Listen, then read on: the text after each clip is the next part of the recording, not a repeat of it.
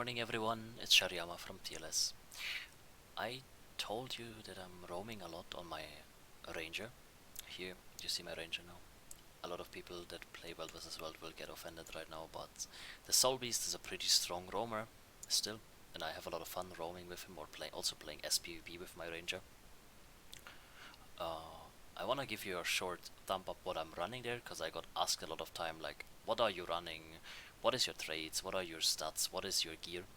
I'm trying to give you a short overview over my stuff, so I hope you enjoy it and you will watch into my stream later on when I'm roaming again or playing some good fights or joining my Discord, guys. So let's start with my Ranger. As you see already, I have the smoke scale as a pet, and I have also the Juveline bird. I don't think that the bird doesn't matter at the end what bird you want to do. I'm just taking this bird because you also have a chill and you have a leap and everything, but I will go into that later. So let's start with the traits, like with every video. I'm running Wilderness Survival with Natural Vigor, so I'm getting more endurance.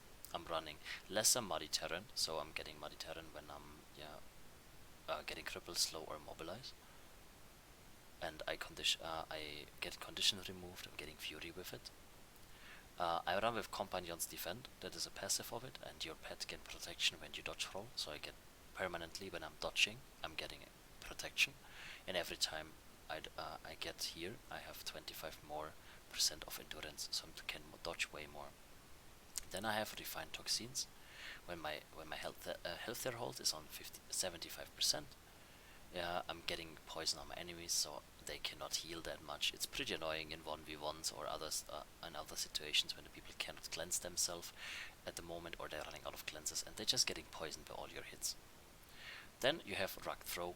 You and your pet recover health while affected by protection. We're getting every time protection when we are dodging, so every time we dodge we get protection, every time we're getting protection we regenerate life. And we are running with Wilderness Knowledge. Survival skills gain reduced recharge, grant fury, and remove conditions. So that is one of our conditions remove choice, and we also get a fury from it, so it's pretty good with 77% more damage and 20% critical chance for 5 seconds. Then I'm running Nature Magic. Nature Magic is giving me the Reinvention. Gain regeneration when struck below the health threshold, so every time I'm dropping to 50%, I'm getting 6 seconds of regeneration, 1600 healing. I'm getting instinctive reactions. Gain quickness when struck while below the threshold, and you and your pet gain healing power based on your power. So I'm getting, every time I'm dropping on the 50%, I'm getting quickness, plus I'm getting 7% of my power into healing power, so I can heal myself way more on that time. Pretty OP, I think. Then you have Fortified Bond. When you gain a boon, it's also shared with your pet. So if your pet's not in yourself, if you're not in the boon mode, and you just get you lose all your boons, but your pet has all the boons, you just go back into boon mode, into your beast mode, and you get all the boons from your pet. Pretty OP. Then you go into Whiteborn Nodes. Warhorn skills gain reduced recharge and grant regeneration around their target. Recover health when you gain regeneration. So your Warhorn, that is also giving you unblock, but we will go over that later, will give you also regeneration on the healing or on the vulnerability skill that you're giving, and they have 20% less cooldown. Pretty cool. Then you go for Lingering Magic. It's also a passive. You and your pet gain increased concentration, so the boons are holding longer at the end. And you go for Protective Ward. When you receive damage, nearby foes are weakened and you gain protection. So every time someone hitting you, he gets weakness and you get protection. What is, in my opinion, just really cool.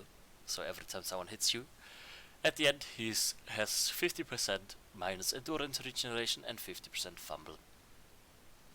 Then Soulbeast, for sure, Prelude Lash, pull foes toward you and bind them briefly. So you get an immobilized in the beast, in your beast skills, in your stances. Then you have Fresh Reinforcements. Entering beast mode grants you the boons affecting by your pet, like I told you already. Here, Fortified Band together with Fresh Reinforcement, so you're getting all the boons that your pet has, what is really cool at the end if you're losing all your boons. Then you have Furious Strength. You deal more damage while you have Fury, so you get 7% more damage while you have Fury, plus you're getting 7% more damage from Fury itself when you get this Fury from Fire and Knowledge, for example, or Fury from another source, so you have 2 damage increases.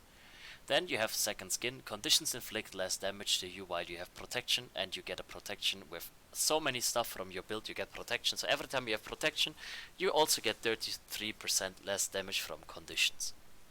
Then you go for twice as vicious. It's also passive. Disabling a foe increases your damage and condition damage for a short duration. So you get you have 5% more damage and 5% more condi damage. The condi damage is not that relevant at the end. Well, you get some poison, you get some stuff done, but at the end, the power damage is worth it. And you go for leader of the pack. Stand skills gain increased duration on you and grant their effects to nearby allies for an reduced duration. So the personal duration has got to 150%. I'm choosing that because I really want to have my stances. But if you don't want that, you can also go for one of the others, depending what you want. In my opinion, this is the better trade. Then we are going over our equipment. I'm playing this dual ranger with XX, as you see here, and Sword Warhorn. The XX have vision and energy, so every time I swap to that weapon set, I'm getting 1 dodge back, means again protection for myself. Plus, I'm getting vision, that means I'm getting a critical strike for 3 seconds after swapping to this weapon, so every time I'm swapping back to my X, I'm critical striking for 3 seconds, that means I can deal a lot of damage in that moment when I'm swapping back to that weapon set. And I go for Sword and Warhorn for the more defensive version, also for energy and for hydromancy. So hydromancy damage nearby foes and chill them for 2 seconds when you swap to this weapon in combat. So every time I use a Warhorn skill that has a reduced cooldown, or also sword skill, I'm going for the hydromancy, so 2 seconds of chill on them. Chill can be pretty annoying in a 1v1 or in a 1v2 or something about it in roaming fights. The stats on them are Marauder, as you see. Marauder stats. Then I have I have a Berserker head, I have a Marauder shoulder, I have a Berserker chest, I have a Marauder hands, I have a Berserker pants, and I have a Marauder boots. So it's a mix between Berserker and Marauder, but I will post the link in the description so you get that link at the end. And I'm playing with the durability rune for 100 toughness, 10% maximum health, plus 10% boon duration, and I'm getting protection and regeneration for 3 seconds, and resistance for 1 second when I'm struck, 20 seconds cooldown. Again, we're getting regeneration and protection, what is just amazing. So basically this build has perma protection, permanent damage reduce. On our offset, we are going for Celestial Ring, for another Celestial Ring, for a Celestial Amulet, and for a Celestial Mercer Wing Backpack. And the accessories are Power, Precision, and Healing. So we're having a bit of healing power on it, especially, and we're having a bit more precision and power for more critical chances at the end. That is basically the gear that I'm running on my Ranger. I fixed it up that I wanted it. Some people go full Celestial, some people go for a bit more healing power, some people go for full Marauder and everything. In my opinion, with this Celestial stats and with this 2 healing stats, you're doing amazing, so you should try it out and give it a try. So, the pets are, one is a Smoke Scale. The Smoke Scale can give you a takedown. Take down your target with a powerful strike. So in melee combat, you can go into knockdowning an enemy for 2 seconds. Really strong. You can CC for 2 seconds when he has no stability or resistance. So you have 2 seconds to kill him on the ground when he cannot do something about it. Then you have Smoke Assault, giving you might, a 1.5 seconds evade, plus 5 hit could be 5 targets, and you deal a bit of damage with it. I'm using it mostly to chase down enemies, for example, and I'm using it most of the time to invading a lot of damage when I know that the burst is coming. For example, a Dragon Hunter that is bursting, I'm just invading it with that. And you have Worldly Impact, a beast skill that is immobilizing, jump up and slam the ground, and severely damage nearby foes. So it's a leap finisher, and you also immobilize and it's some damage. It's pretty cool. Then you also have the Smoke Scale with your normal smoke field, so you can smoke yourself. For example, with the Warhorn. So I can just go for 3 seconds of stealth if I really want it. Then we have I have the oil with me. The oil is giving me a swoop.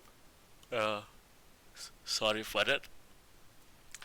The swoop is just a very long leap that I can leap away from the enemy. It's a defensive skill. I can give myself movement speed with my F2, and I can give myself a resistance with my F3. So I have resistance for a short duration, and I can leap away from the enemies. It's a huge leap, so it's a defensive option when you're swapping away from your smoke skill. Then I'm playing with XX. The X1 is giving you might on every hit you're doing. So with every alt attack you're attacking, you're going for more might.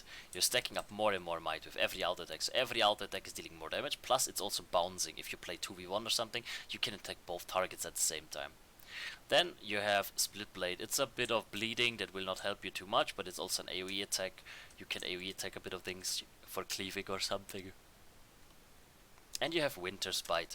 Winter's Bite is inflicting weakness, chill, and bleeding. So people cannot run that fast away. You have 900 range on it, and you inflict some annoying condies, even when they don't deal that much damage. Every damage in a 1v1 or 1v 5v5 or something is counting, so pretty good. You have a pull with your fourth skill, so you can pull enemies towards you. The pull also has a very long range, to 1200. And then my favorite skill, it is something that you can use, is the X5. It is called Whirling Defense. You deal around 20,000 damage with that, so if an enemy is standing inside of that, most of the time you're getting a sure kill, plus you're getting retaliation with that, and you're inflicting vulnerability. So be sure when you're doing that you have either resistance or stability, that no one can interrupt you. Then you're having We Heal as one. It's a command skill. Heal yourself and your pet, and each gain copies of the other's boons. So you look that you have a lot of boons before that, or your pet has the boons, and then you copy the boons of each other, and you're healing. You and your pet are healing, so everything is fine for you. That's pretty good. Also in the beast mode, you're sharing the boons. Then we are having the Doliac stance. The Doliac stance is giving you 33% incoming condi damage, plus 33% incoming damage, plus 6 stacks of stability, plus 3 different condi cleanses, and it's a stun break for yourself. I don't think I need to say more about that. Then we have the Moa stance. Gain boons, increase the duration of boons you grant while in the stance. So before using the Doliac stance, for example, you should use that stance, because you increase the duration of each boon. You go for protection, for fury, swiftness, and regeneration. Basically a thing that you always go for, because you give yourself a lot of boons, and then you can give yourself stability on top of that, and it gets increased. Like, you see how long the stability here goes, it's crazy. Then you go for Quickening Zephyr, that gives you quickness and super speed, plus the fury and condition remove, because you went for survival skills. And it's a stun break for yourself again, so you have a secondary stun break. So you can also swap that to another skill, but I love Quickening Zephyr for your super speed and your quickness, so you should play with that, and you have 2 stun breaks. And then you have the Strength of the Pack. The Strength of the Pack is a command skill, giving you for your fury 10 stacks of stability, giving you might, and it's giving you 33% more movement speed. Your elite skill, 10 stacks of stability, 15 seconds of fury, crazy bullshit. Then we have our sword.